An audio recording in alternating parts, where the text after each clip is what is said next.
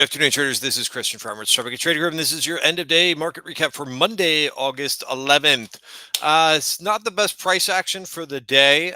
There was trading opportunities once again, but you had to be pretty nimble and swift with what you're doing in order to kind of get some profits for the day and lock in some profits for the day. These are a little bit more challenging markets. I wonder if this is. My camera's okay here. I hope it is. If not, oh well. Um, but yes, we're also in this. We're kind of in the heart of August, which means the heart of vacation season. So I'm going to give you a couple of just major thoughts for the day, and I'll go through a couple charts and what I traded today. I'll also go through a couple of the earnings reports that we're seeing hit the tape after the close here. But I'm going to start with this. So there's probably like three main things that most important things that I'm going to go over in today's end of day market recap to start the week. Number one, I'm going to talk about U.S. stock valuations have risen after rally. So this was a report that was put out by Bloomberg this morning. S&P forward 12-month price to earnings, and I don't trade PE ratios. I'm more of a technical trader. I use technicals for a roadmap for me to use signals and go long, and I use my own ideas, and I really look to capitalize on trends when I see them in the market. But I am not going to basically ignore fundamentals either. So I think this is what I think some have really kind of talked about with this earnings season. There's been some very good earnings reactions, and there's been some not so good earnings reactions. And I think this is the issue with some of the ones where you've seen and you're like, this company has had, they've had pretty good earnings, but the stock has actually fallen. And I think part of that is because the valuations are super high and the bar is set really high for some of these names that have reported earnings. Now, this kind of what I'm covering is kind of a wide range of different outcomes. We've also seen some companies where they miss on earnings, they're getting pummeled to the downside. Again, I just think because they've advanced so much over the last 3 months and they really haven't advanced on anything other than a story as well as momentum. So when reality hits with the actual earnings report, if it's not very good, it's going to get smoked. And again, like this should be to me, this is very logical, right? You have a name that runs up, 50, 60%, sometimes doubles, and it's just basically on a story, and there is nothing behind it. You do have to, at the end of the day, have some fundamentals, right? Now, some companies will get a pass. MP Materials reported towards the end of last week. They're so hot, they're in the news almost every couple of days about rare earths. Their earnings were a little bit better than expected, but overall their earnings are tiny. But they're going to get a pass because the future revenues are going to and the outcome for business is going to trump what they currently made in their quarter, which again is past information. Another outcome that we've seen is companies like Microsoft, Meta, they go up on earnings, but they really haven't done much. And I'm going to show you a couple more examples of that too. That is not necessarily a bad thing from a trading standpoint because you probably don't want to chase these names up so high. So I'm going to remove this screen, but I think really that is at play here. And I, for one, I added Microsoft last week on a little bit of a dip. I would rather see that type of a dip. Um, Let me just bring up the next screen that I want to bring up. But I think that you kind of now can sift through some of these companies, and that's what I'm basically doing, and saying, "Hey, I want to belong this name." So let me get so that's the one theme I think going on right now is there's a big reconciliation right now between hey, what names and what themes, and that you know takes a few days to a couple weeks to kind of straighten itself out because of some of the pops to the upside, and then they come back into support. That's also what I've been referring to in terms of very strong earnings moves, and those are going to generate good trading opportunities for the next quarter. So yes, I want some of those names that got extended like way above the 5 and the 20-day moving average to to to come back in. Sorry, can't multitask right now. There we go. Let's try that again. But That's a good thing for those names that got way extended above the 5 and 20-day moving average to come back in, right, and rest a little bit. Those to me are good trading opportunities. So that's the way I'm kind of thinking about that. And that's a lot of times how I think about earning season too. But I think that's also going back to the valuation argument. That's why you're seeing such big moves, is because the market is, has advanced at a very decent clip. And this is nothing new if you've been watching my videos. I'm sorry to repeat myself, but these things are important. And I see a lot of people on social media that are kind of like scratching their head and they don't get it. And I think that you do have to understand where stocks have come from and the valuations that some of them have after running 50, 70, 100% without anything really, with just fluff. All right. Another thing for today's action, which was not particularly good. Well, you could say, okay, this is a little bit about how stocks have been acting in August. They're not the strongest things. There's not a lot of conviction. People are on vacation, but also you've got overhang, and people probably don't want to take a big swing here, given that we've got the another economic report, a gauge of inflation, tomorrow's CPI report. So I've seen this before where the market just sells off into these reports because people have fear just for psychological reasons. They're like, oh geez, I'm worried that these tariffs have caused a big move in inflation. Maybe it's not priced in. So what am I going to do? I'm going to sell the Qs that are at, hit an all-time high again today.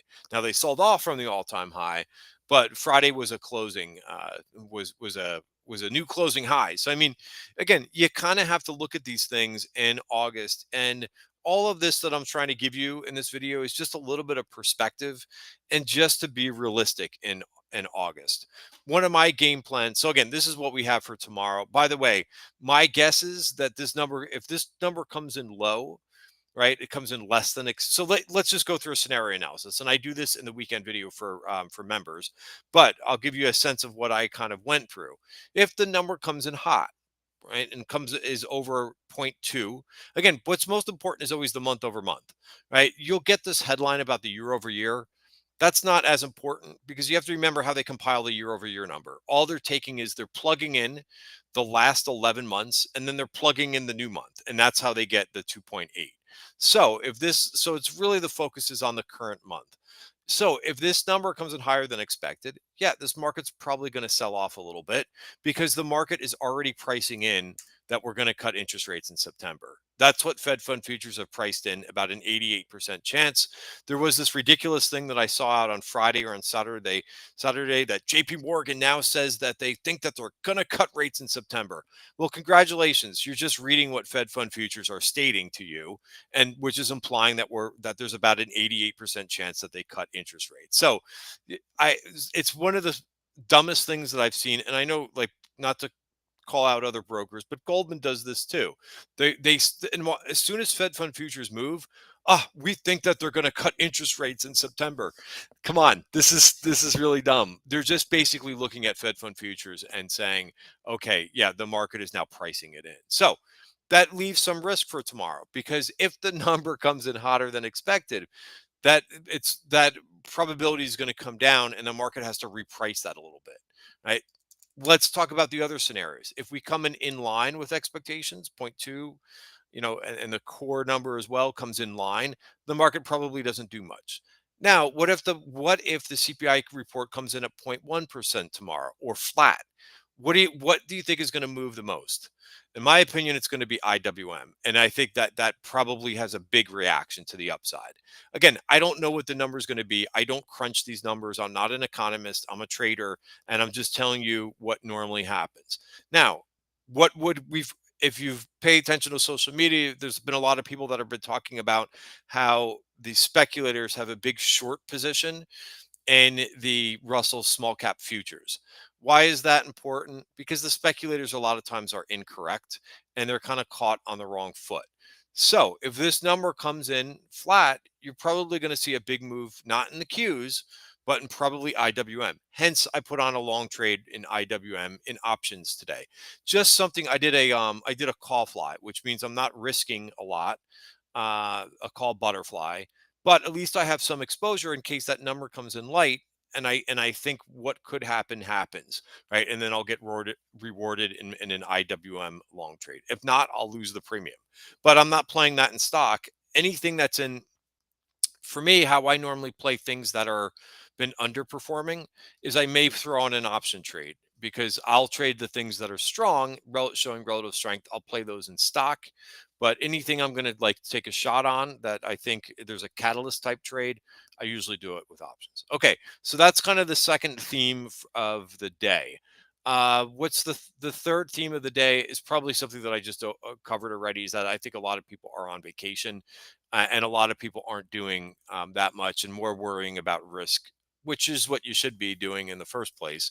But I would probably say the third thing is just that the market has kind of been doing a bit more extreme of where of basically the way that you should be trading in this type of market, and in my opinion always going with what the probability is buying the close and selling the open.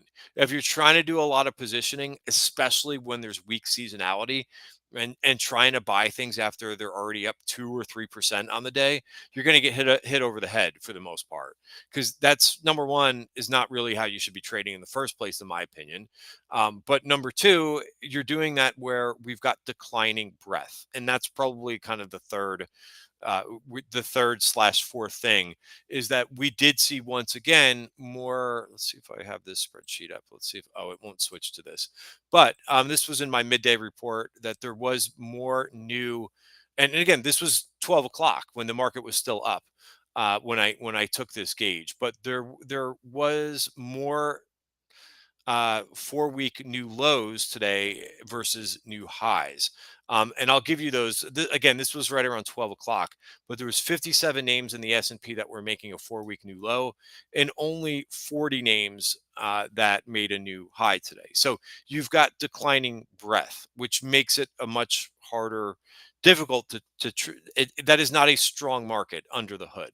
All right, so that kind of sums it up, I think for you. Number one, or going back to earnings, right? And you really have to, companies really have to have great numbers. If not, they're going to sell off hard because of the advance that we've had. And that has to do with valuations. That's number one. Um, Number two is that we have the CPI report tomorrow. So things got a little bit, I think the market was a little bit scared. You could see the VIX went up 7% today. So I think that's number two. And number three, a lot of folks are on vacation. We have weak seasonality and weak breadth. Right. So that kind of summarizes it.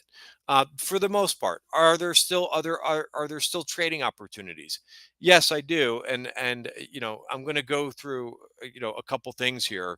So let me stop sharing, and then we'll go through some charts really quickly. I'm not going to go over the indices because I've already sent out 2 notes about the indices, so I'm going to kind of skip over that today. You could read my midday note. Go to Substack. What is what is the address? Sorry, it's TTG, sorry, I'm forgetting what it is. TTGtrading.substack.com. TTGtrading.substack.com. So you could read all about that, and you could on my midday on Twitter. Midday is where I post that note for you guys too, which gives you the what the indices look like, the 4 week new highs and new lows. Here's OKLO. Here's like a good example, right? OKLO. It doesn't really matter what their earnings are, in my opinion here, because this is one of those story stocks. People are fixated in terms of who they're going to team up with, right? And also the nuclear trade is a big thing. That's why the stock's really not moving here after hours, right? It's not so much, just like with MP Materials, it's kind of the same thing. Now, OKLO is kind of cooled, right? The story isn't as hot as rare earths. And remember, MP Materials was just mentioned by Tim Cook like a week and a half, or last week it was. So in any event, let's move on a bit. Where am I going to go to next here? I'm just going to go through some of my names. Here's Robinhood. Robinhood was all the way up to 117 today, right? And it kind of broke back down. Again, there's nothing wrong with this chart. But again, it's giving you opportunities. If Robinhood or any of these other growth names are up 3% for the day, and you're not trimming a little bit, and then you're really mad at the market because it closed and these names closed down on the day. Again, that's to me is not the market's fault. That's your fault for not ringing the register when these names are up that much. I did this with Tesla today, right? Tesla, nice follow through today, but it didn't close anywhere near the highs. But still, it traded all the way up to like 346. That's where I sold some today. I sold some both, I think, at north of 340 and then at 346 today. So again, take the gift right now. Big move up to even though it didn't close on the highs, it's still up 2.9%. That's a big move. Same thing with this one. I got long SoundHound on Friday. This made a 17% move. You have to be uh, you have to be ringing the register in something like this. Even though I still think it could go up to 1760, doesn't mean it gets there in a straight line. App 11 is another one. Very, very strong. Nice move. Nice continuation. So there are these things that you could be doing. I know I had TMDX on my watch list today. I did not get involved in that one, but maybe it checks back. This thing ran up on an insider buy, and but that's a huge move. Like, I can't chase that move in this market. Well, I shouldn't do it ever, but up 11%. At one point, I think the thing was up 17, 18% today. You just got to sit on your hands and say, hey, I missed it. Right. And that's the difference between having a positive day or having a not so good day because of all that. Just a couple other names. VRT. I did start a position here. I like this name, and I did get rid of CLS. I did sell some at 211, came back in, and again, just doing a little bit of risk management, and I'm happy to buy it a little